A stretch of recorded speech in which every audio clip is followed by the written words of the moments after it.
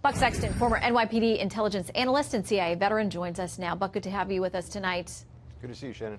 Let's talk first about this situation in Germany, because the accounts that we've read so far say 500 officers, multiple cities, they sweep up these 6 young men, say they believe they had contacts with ISIS, say they believe they'd been casing potential public targets, and yet tonight they say we had to let them go. What do you make of that?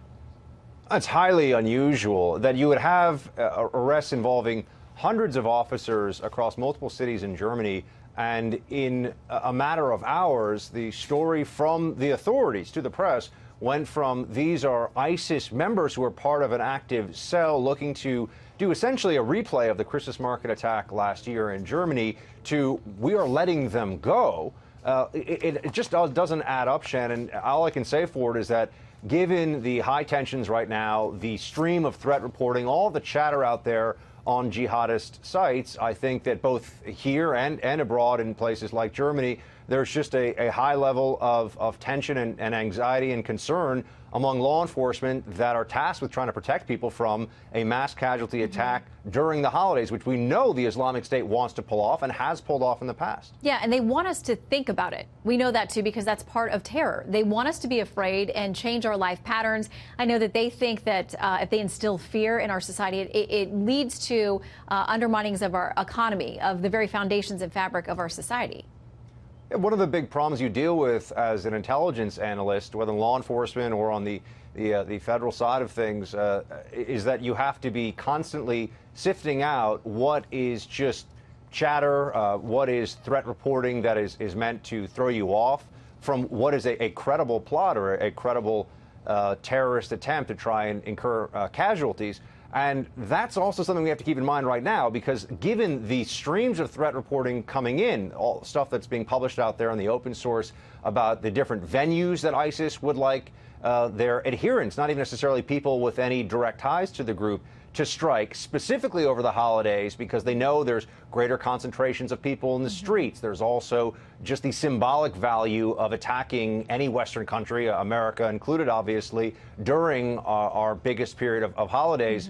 So they're trying to keep us on edge, which they do by putting out all these threats. But we also have to look at the threats as credible, because all it takes is one ISIS believer to get into a vehicle, as we know, and we could have a deadly incident on our hands. So law enforcement, look, they've got it here in New York, they've got it elsewhere in the country, they know what they're doing and they're prepared for it, but they obviously have to maintain vigilance, and we have to keep an eye on some of these threats as they emerge.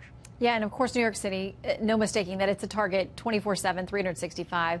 The mayor has addressed that growing threat and what's being done to try to beef things up. Here's what he said. Because we understand we are dealing with a very challenging world. And so the amount of resources and personnel we put in has increased each year to make us safer. So we understand there are sanitation trucks filled with sand blocking up important areas, sharpshooters on roofs there in New York, heavily armed police officers on every cop. They actually have portable radioactive detectors that they can use as well. You know, what's the mood there like? Because, yes, it's a holiday festive season, but authorities have a huge job.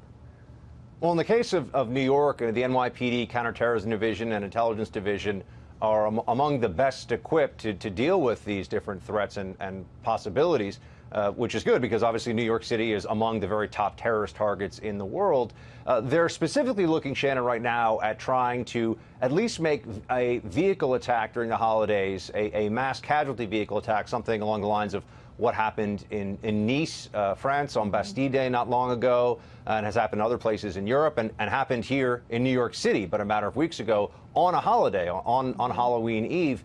So they're trying to put in place all the barriers and all the defensive measures that they can, but there is no perfect security, and vigilance both from law enforcement and from Americans, everyday folks on the streets, is necessary at this time of year, given how badly our enemies want to hit us, specifically during the holidays. They do. And we're going to keep digging on that Germany situation, try to get some more answers there. Buck, thank you very much, and have a great Thanksgiving. Happy Thanksgiving, Shannon.